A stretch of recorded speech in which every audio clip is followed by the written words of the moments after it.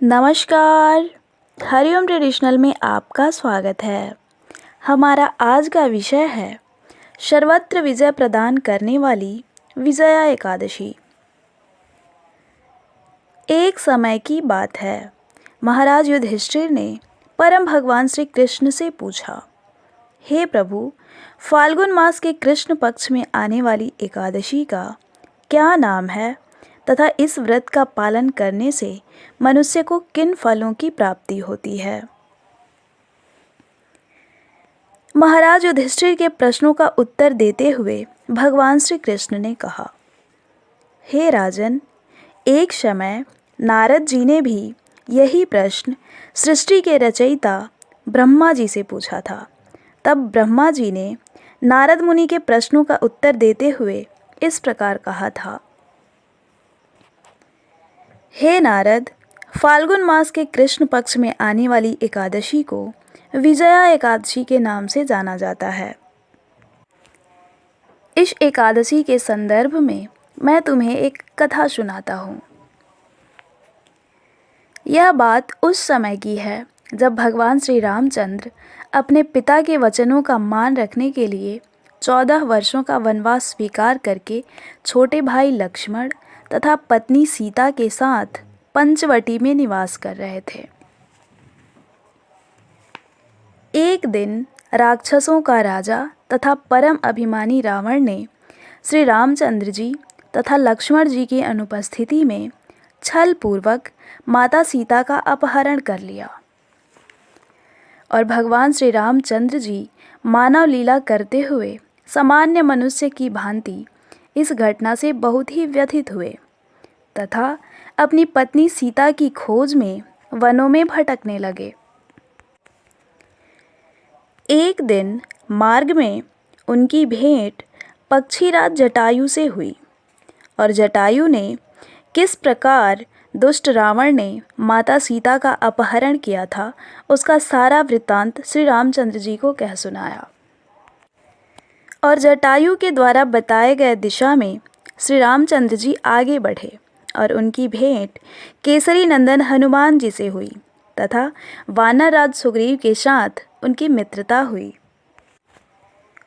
और वे साथ मिलकर वानरों तथा भालुओं की एक विशाल सेना तैयार किए और वीरवर हनुमान जी को माता सीता का पता लगाने के लिए लंका भेजा गया, जहां हनुमान जी ने माता जानकी तक भगवान श्री रामचंद्र जी की अंगूठी तथा उनका संदेश पहुंचाया तथा लंका दहन किया और वहां से वापस आकर पवन पुत्र हनुमान जी ने सीता मैया का समाचार प्रभु श्री राम तक पहुंचाया और उसके पश्चात भगवान श्री रामचंद्र जी अपनी सेना को लेकर लंका जाने के लिए समुद्र तट तक पहुँचे, परंतु सारी सेना के साथ इतनी बड़ी जल राशि को पार करना भी एक समस्या थी।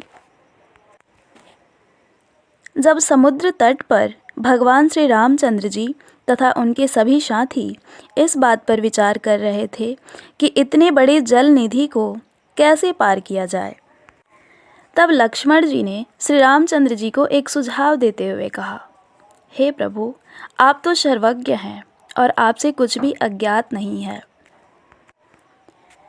आप ये भी जानते हैं कि इसी द्वीप में एक महान ऋषि वग्दालव्य रहते हैं जो बड़े विद्वान तथा ज्ञानी हैं।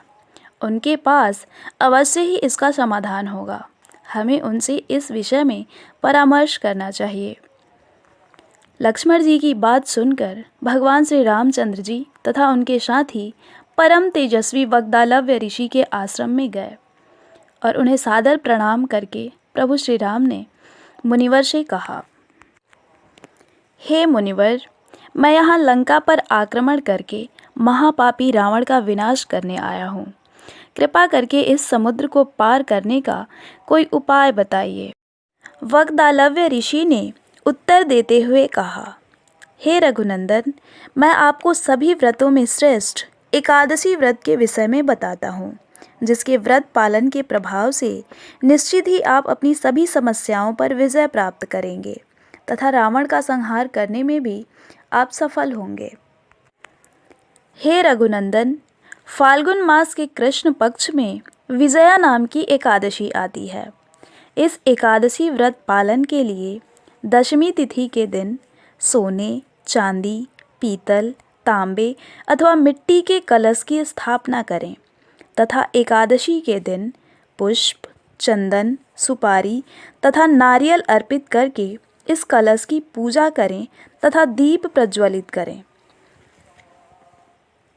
अगले दिन यानी द्वादशी के दिन तालाब अथवा नदी के किनारे जाकर उस कलश की पुनः विधिवत पूजा करें और उस कलश को किसी ब्राह्मण को दान में दे दें। हे श्री राम जी, इस व्रत को करने से आपकी अवश्य ही विजय होगी।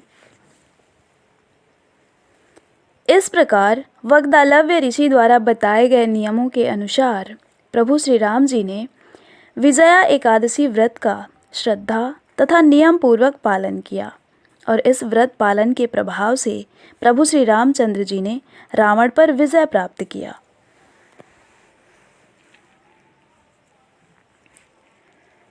कथा का समापन करते हुए भगवान श्री कृष्ण महाराज युधिष्ठिर से कहते हैं, हे महाराज, इस व्रत का पालन करने से व्यक्ति को इस भौतिक जगत में तो विजय प्राप्त होती ही है, मृत्यु के पश्चात भी वह व्यक्ति जन्म और मृत्यु पर विजय प्राप्त करता है, अर्थात उसे मोक्ष की प्राप्ति होती है।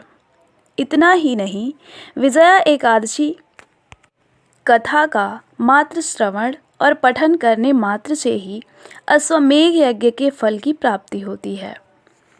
धन्यवाद।